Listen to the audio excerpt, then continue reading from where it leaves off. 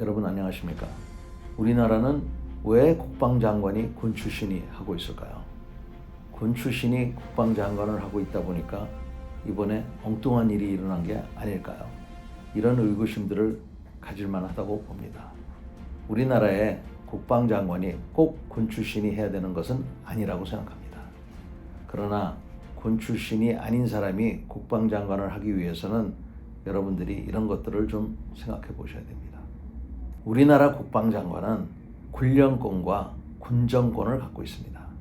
군령권은 그야말로 군인들을 지휘할 수 있는 그러한 권한입니다. 다시 말해서 이 부대 보고 저리 가라, 저 부대 보고 이리 가라, 이런 것을 할 수가 있어요. 임무를 부여하고 명령을 내릴 수 있는 권한을 국방부 장관이 갖고 있습니다. 두 번째는 군 정권을 갖고 있는데, 이 군 정권은 누구를 진급시켜라, 누구를 어디에 보직시켜라 할 수 있는 권한을 갖고 있습니다. 이런 권한을 갖고 있기 때문에 군을 잘 알아야 됩니다. 뿐만 아니라 군인들을 잘 알아야 됩니다.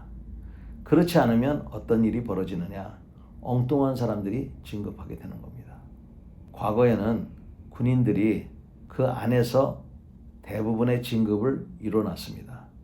그러니까 군인들 사이에서 만약에 좋은 평판을 얻지 못하면 진급이 안 됐던 겁니다. 그런데 언제부턴가, 제가 보기에는 한 20년 됐어요. 점점 민간인들이 군인들을 진급시키는 겁니다. 그러니까 군 내부에 많은 부조리가 있었던 건 사실이에요. 참모총장이나 이런 사람들이 올바른 눈을 가져야 되는데 인간이 하는 일이다 보니까 미스가 있었겠죠.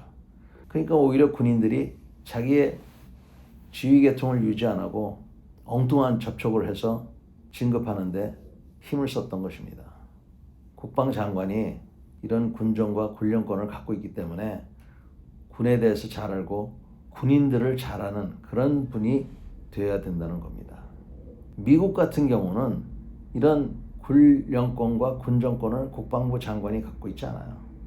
국방부 장관은 오로지 대통령을 보좌해서 군사정책, 국방정책에 대한 것을 초점을 둡니다.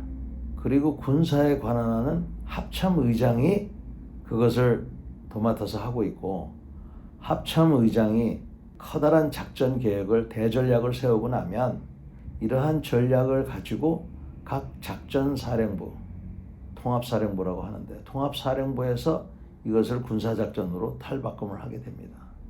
우리도 그런 체제로 바꾸면은 민간인이 국방장관을 하면 모를까? 그렇지 않고 군에 대해서 피상적으로 알고 특히 군인에 대해서 잘 모르면 이분은 군인을 어떤 사람들을 주로 뽑을까요? 자기 눈에 들었던, 자기 고향 사람이거나 자기랑 같은 학교를 나왔거나 이런 사람들에게 의존을 하게 되는 겁니다. 그렇게 되면 군대의 근간이 무너져 내릴 수밖에 없어요. 군대를 무너뜨리려면 그렇게 하십시오.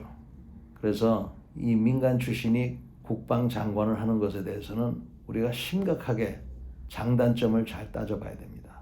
군 출신 중에서 올바른 사람들이 국방부 장관을 하고, 또는 그런 사람이 없다 그러면 현재 국방부 장관이 하고 있는 역할을 조정을 해서 군령권과 군정권을 분리를 하고 군인들 스스로가 나름대로의 자정 노력을 갖춰서 올바른 장군들을 뽑는 그런 제도로 발전을 시킨 다음에 민간인이 국방부 장관이 돼야지, 현재와 같이 군정권과 군령권을 다 같이 갖고 있는 국방부 장관을 군대를 잘 모르고 군인을 잘 모르는 사람이 했다가는 잘못하면 더 큰일 납니다.